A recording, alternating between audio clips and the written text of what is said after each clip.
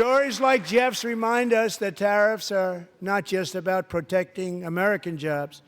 Los aranceles no son solamente para proteger los empleos estadounidenses, son para proteger el alma de nuestro país. Los aranceles son para hacer que Estados Unidos sea rico nuevamente y hacer que Estados Unidos sea grandioso nuevamente. Y está sucediendo, y sucederá bastante rápido. Habrá una pequeña perturbación, pero estamos de acuerdo con eso. No será mucho. Much? No, you're not. Oh.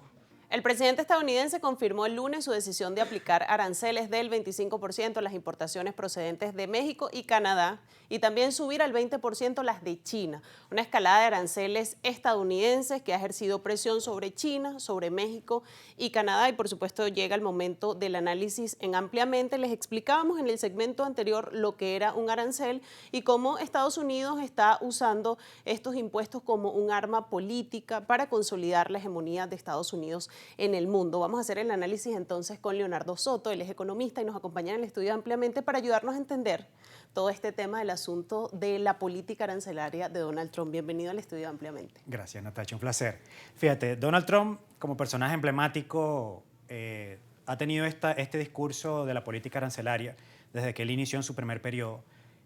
Una política arancelaria a nivel económico, estructuralmente hablando, no se puede desarrollar en un periodo de 4 años. Su plan era a 8 años, pero obviamente su aspiración se vio interrumpida una vez que entra Joe Biden a la presidencia y desajustó todo el plan que él tenía a 8 años. Inclusive un poco más porque estaban pensando en un sucesor republicano que continuara estos primeros pasos que le estaba dando. Ahora, hacerlo en este momento, en las condiciones actuales del mundo, luego de haber salido del efecto de la pandemia COVID-19 2020, 21, 22, que aún seguimos viendo las consecuencias, por lo menos de comunicación logística entre los puertos de producción de China hacia el resto del mundo, los retrasos que existen, el sobrecosto que está en las cadenas logísticas de distribución y el peso que actualmente tiene el comercio internacional para el fortalecimiento de la cadena de consumo a nivel internacional. Trump, en su visualización de un Estados Unidos mucho más sólido, impone estos impuestos a los productos importados, que es básicamente un proceso de sustitución de importaciones, que no es nuevo,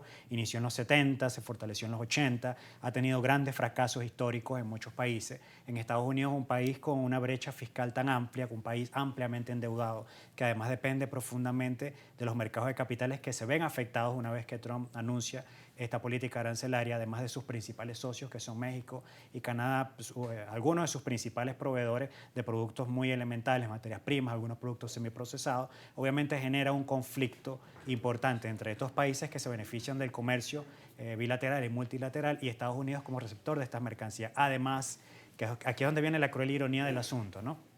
Porque yo promuevo una política arancelaria, disminuir las importaciones para Estados Unidos y aumentar su producción interna.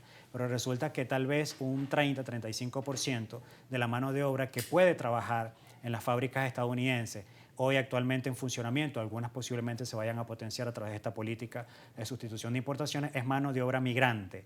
Y actualmente Trump tiene el conflicto con esta limpieza, entre comillas, así lo han llamado algunos analistas, de sus fronteras, el cerrar las fronteras, las deportaciones masivas. Entonces, es una mezcla bien particular de Trump, de su carácter, inclusive de su esencia impredecible. Porque una de las particulares que tiene Trump es que es impredecible. Anuncia los aranceles, los retrasa un mes. En el caso de los aranceles impuestos a los automóviles y similares, está en negociaciones con China para ver si realmente es un 20% o se disminuye. Actualmente está estableciendo relaciones muy cercanas con Putin en Rusia para el tema de los recursos disponibles en Ucrania. Se ha sentado con Zelensky para promover una especie de paz o acuerdo con Rusia para esta negociación de los recursos naturales de Ucrania. Entonces, tiene muchas cosas encima y hacerlas todas al mismo tiempo implica lo que hoy está ocurriendo en Estados Unidos, donde, por ejemplo, la Corte Suprema ya está comenzando a limitar buena parte de las decisiones ejecutivas que él está tomando, como los recursos, más de 2.000 millones de dólares que fueron bloqueados inicialmente para las ayudas a través de las organizaciones multilaterales desde Estados Unidos. Entonces, aranceles de Estados Unidos para sus principales socios es una jugada arriesgada que Trump está implementando como esa política de fortalecimiento interno, pero que más allá de generar resultados durante 4 años de gestión, puede causar distorsiones importantes en los mercados de capitales internacionalmente hablando. Fíjate, Leonardo, esta avalancha o avanzada arancelaria comenzó con una amenaza muy directa a Colombia por el asunto de los migrantes relacionado además con los impuestos, que pareciera que este asunto de los aranceles es utilizado como un arma política. Vemos cómo la amenaza de Trump a Colombia hizo que el presidente Gustavo Petro aceptara en los términos de Estados Unidos el regreso de migrantes a Colombia. Entonces, ¿puede una medida económica en un mundo con tanta interdependencia, en un mundo globalizado, utilizarse como un arma política para influenciar en las distintas regiones del mundo? Esta dualidad entre el asunto económico y el asunto político y lo que pareciera ser una carta de Donald Trump para tener influencia en el mundo desde el punto de vista político, ¿cómo puede entenderse? Puede y se hace. Los países, las grandes potencias del mundo que demandan muchos bienes y servicios, utilizan el hecho de que o te compro menos o te apegas a lo que yo necesito como país, geopolíticamente hablando, o te compro menos, o reduzco la relación, o establezco condiciones que no te favorecen. Y no solamente lo ha hecho Estados Unidos, lo ha hecho Rusia, inclusive con el tema del gas, cuando inicia la guerra en Ucrania y cómo se vio afectado Francia, buena parte de Europa del Este con relación a esta relación tensa que se generó cuando inició el conflicto en Ucrania. Es decir, las grandes potencias utilizan el tema económico, energético, de recursos naturales, de relaciones, de movimiento de capitales, inclusive de la disposición clave de monedas que circulan ampliamente por el mundo como una carta de coerción, de mediación, de establecer ciertas condiciones en un tablero geopolítico que muchos sabemos pues, que se mueve en función de quién tiene más o quién tiene menos poder. Y las potencias en el mundo siguen siendo las mismas. Sigue siendo Estados Unidos, sigue siendo China, sigue siendo Rusia,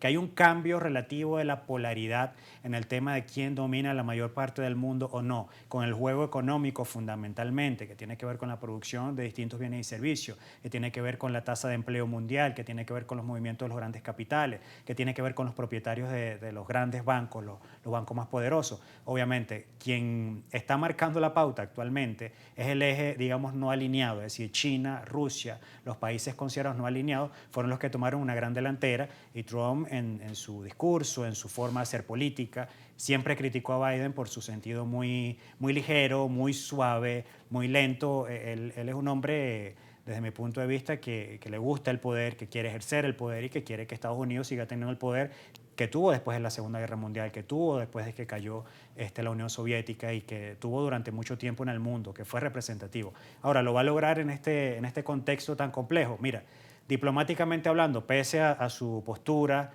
sólida desde el punto de vista de carácter de Trump, el que se haya acercado a Putin y esté negociando una paz relativa o algún tipo de mediación para el cese del conflicto bélico, y es significativo porque fue algo que no ocurrió en el gobierno de su predecesor Joe Biden. Además de que él, desde el punto de vista empresarial y económico, posiblemente considere que los países se mueven más con poder desde el punto de vista económico que desde el punto de vista bélico. Entonces creo que por ahí es donde él está moviendo buena parte de las cartas que tiene a disposición y todos los países, repito, que tienen poder, ejercen el poder utilizando recursos naturales y elementos económicos para el control. Y uno de los elementos fundamentales en la política exterior de Estados Unidos es precisamente esta relación con China, ¿no? Y lo que busca Donald Trump, que es frenar el acelerado crecimiento que ha tenido China en las décadas recientes. Leonardo, vamos a hacer una pausa para dejar a China en el segundo segmento porque es importante y es una relación mucho más compleja quizás que con México y Canadá, socios naturales de Estados Unidos, y analizar por supuesto también el impacto de estas medidas arancelarias o de este inicio de lo que pudiese ser una guerra comercial, no solamente con China, porque también está metido Europa para la economía global. Entonces vamos a hacer una pausa en esta conversación con Leonardo Soto, él es economista y nos está explicando y ayudando a entender todo este asunto de los aranceles de Trump. Allí lo ven, la palabra favorita de él, no dicho por mí, sino que lo dijo cuando comenzó precisamente su segunda administración. Entonces vamos a hacer una pausa y al regreso analizamos la cuestión con China.